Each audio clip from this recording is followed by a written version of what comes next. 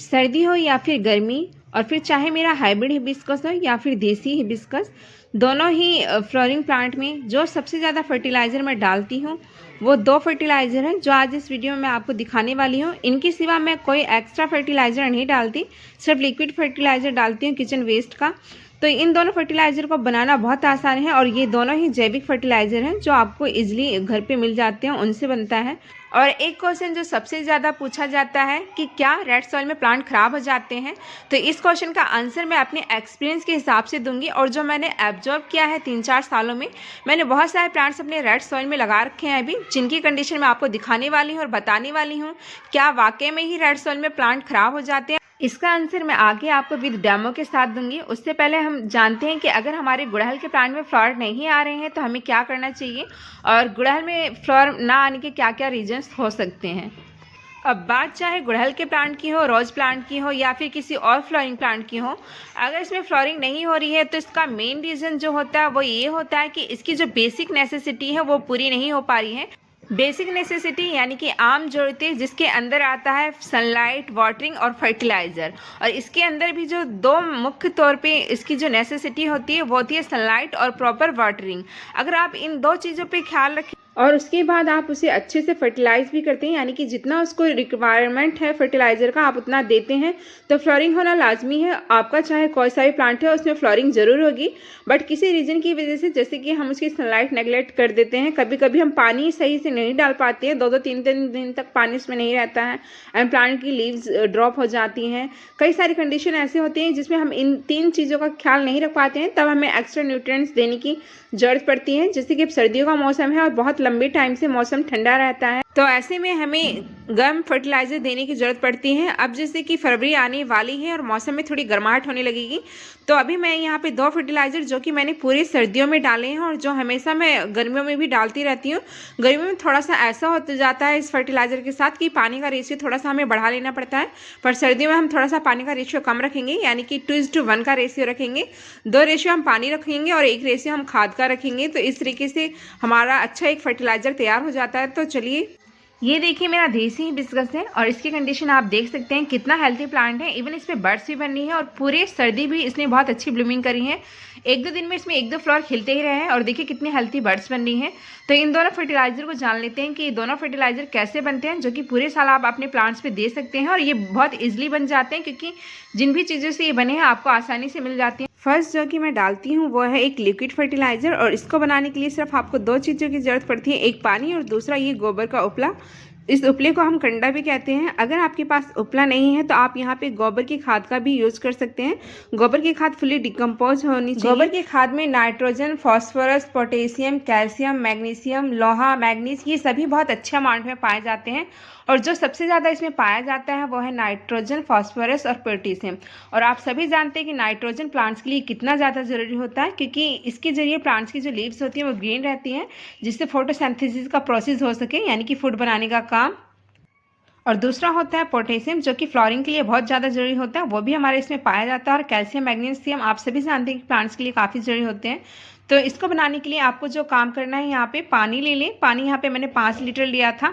और सबसे बड़ी बात यह है कि अगर एक बार आप इस उपले का यूज़ करेंगे तो आपको 1 वीक तक लगभग फर्टिलाइज़र बनाना नहीं पड़ेगा। एक बार यूज़ करने के बाद आपको इसको फेंकना नहीं है। इसी उपले से एक बार फर्टिलाइज़र बना करके मैं प्लांट्स में डाल चुकी हूँ। इसके बाद मैंने ये दोबारा इसी उपले के लिया है और पानी में डाल दिया है और देखिए इस तरीके से फर्टिलाइज़र दोबारा तैयार है हमारा। यहाँ पे अब जब गर्मियाँ स्टार्ट हो जाएंगी, फरवरी से गर्माहट बढ़ने लगती है, तो जो आपको डोजेज है वो थोड़ा सा पानी का बढ़ा देना है। आप यहाँ पे 3:1 का कर सकते हैं। 3 रेशियो पानी ले लें और 1 रेशियो आप ये खाद ले लें। और इस खाद को सबसे बड़ी बात यह है कि छानने की जरूरत नहीं है। अगर थोड़ा बहुत जो हमारा गोबर का टुकड़ा है तो कोई दिक्कत नहीं होती, अगर वो प्लांट्स के गमले में चला जाता है। तो यहाँ इस तरीके से मैंने इसको छान लिया था और पानी मिला करके देखिए इस तरीके से इसको डाल रही हूँ। और जो दूसरा फर्टिलाइज़र है वो भी मैं बताने वाली हूँ कि कौन सा फर्टिलाइज़र हमें डालना है। वैसे मेरी पॉट की सॉइल गीली थी, पर फिर भी मैंने आपको डाल के दिखाया। आपको तभी फर्टिलाइज़र डालना है, ये जो लिक्विड फर्टिलाइज़र होता है, जब आपकी पॉट की सॉइल सूखी हो। इससे बेनिफिट ज़्यादा होते हैं, क्योंकि अगर पॉट की सॉइल सूखी रहती है तो जो हमारा फर्टिलाइज़र रहता है, लिक्विड हम डालते हैं प्लांट्स में, तो वो डायरेक्ट रूट्स तक पहुंचता है। तो उसके बाद जो सेकंड फर्टिलाइज़र आपको यूज़ करना है वो है, यहाँ पे मैंने आपको जो दिखाया है वह है हमारा वर्मी कंपोस्ट। वर्मी कंपोस्ट भी काफ़ी ज़्यादा फायदेमंद रहता है प्लांट्स के लिए। मैं सिर्फ यही 2 मेनली फर्टिलाइज़र है जो प्लांट्स में यूज़ करती हूँ। तो यहाँ पे वर्मी कंपोस्ट मैंने ठोस रूप में लिया है। आप चाहे तो वर्मी कंपोस्ट का लिक्विड फर्टिलाइज़र भी बना सकते हैं, जिस तरीके से अभी मैंने गोबर की खाद का बताया है। अगर आप सॉलिड फॉर्म में फर्टिलाइज़र को डालते हैं तो वो स्लो रिलीजिंग होता है, यानी कि धीरे धीरे से फर्टिलाइज़र प्लांट्स को मिलता रहता है। तो मैं वर्मी कंपोस्ट को हमेशा सॉलिड फॉर्म में यानी कि ठोस रूप में ही डालती हूँ। तो आपको किनारे किनारे से गुड़ाई कर देनी है और किनारे किनारे से डाल देना है इस तरीके से फर्टिलाइज़र। जैसे कि अभी मेरी सॉइल गीली है तो फर्टिलाइज़र को आप इस तरीके से देखिए ऊपर से भी रख सकते हैं। ऊपर से रखने के बाद आप इसको हल्का सा सॉइल से कवर भी कर सकते हैं। ऐसा होता है सनलाइट जब हमारे डायरेक्ट इस तरीके से फर्टिलाइज़र को लगती है तो जो फर्टिलाइज़र का इफेक्ट होता है वो ज़्यादा प्लांट्स को नहीं मिल पाता।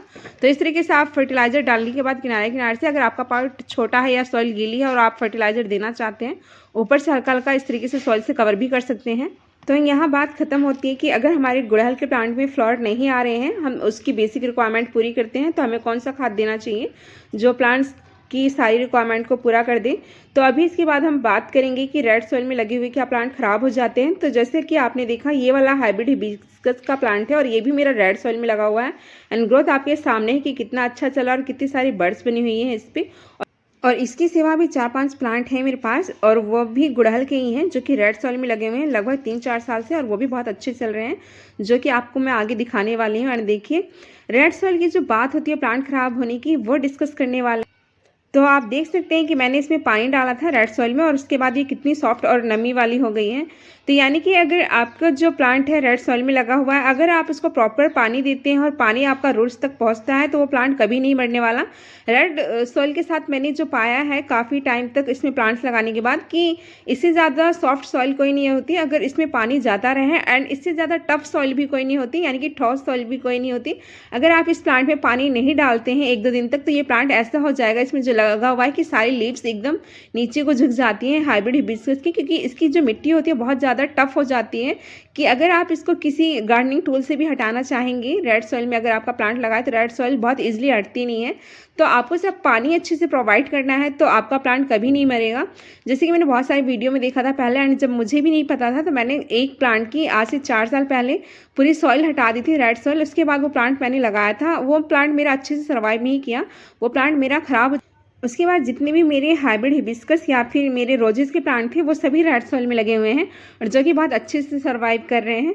उसके क्या रीजंस होते हैं ख़राब होने के, कुछ बातें होती हैं जो हमें ध्यान रखनी होती है। जैसे कि आप ये देखिए ये मेरे गुड़हल के प्लांट हैं और सभी रेड सॉइल के अंदर लगे हुए हैं। रेड सॉइल को जो अगर आप हटाना चाहते हैं तो किनारे किनारे से हल्का साइड से हटा दीजिए, उसकी जो मेन रूट बॉल होती है उसको टच मत करिएगा, क्योंकि मेन जब रूट से हम सॉइल को हटा देते हैं तो प्लांट्स के मरने के चांसेस बढ़ जाते हैं। और आपने ये भी सुना होगा हमारे साउथ इंडिया में जो रेड सॉइल पाई जाती है तो वहाँ पे भी प्लांट्स सब रेड सॉइल में लगाते हैं, उनके पास तो ऑप्शन नहीं होता सॉइल चेंज करने का, फिर भी उनके प्लांट्स अच्छे से सर्वाइव करते हैं। और जैसे कि आपने देखा भी होगा बहुत सारे हमारे हाइब्रिड हिबिस्कस आते हैं तो हम लोग कहते हैं कि ये पूना की वैरायटी है, यानी कि वो प्लांट महाराष्ट्र से आए हुए होते हैं। ऐसे में प्लांट का एटमॉस्फेयर चेंज होता है, यानी कि एक स्टेट से वो दूसरे स्टेट आते हैं और साथ ही में हम उसकी पूरी सॉइल हटा देते हैं, तो ऐसे में प्लांट्स के मरने के चांसेस बहुत ज़्यादा रहते हैं। जैसे कि आपने ये भी सुना होगा कि प्लांट्स को हमें नर्सरी से ला करके तुरंत रिपोर्ट नहीं करना चाहिए। तो यहाँ पे देखिए ये जो मेरे प्लांट्स हैं ये क्यों नहीं मरे हैं, तो मैंने इनके नीचे नीचे की और किनारे किनारे की सॉइल हटा दी है, बट जो बीच का रूट बॉल था वो उनको मैंने टच नहीं किया है। और बाकी जो सॉइल बनाई है मैंने वेल ड्रेन, उसको मैंने ऊपर ऊपर से और किनारे किनारे से डाला है।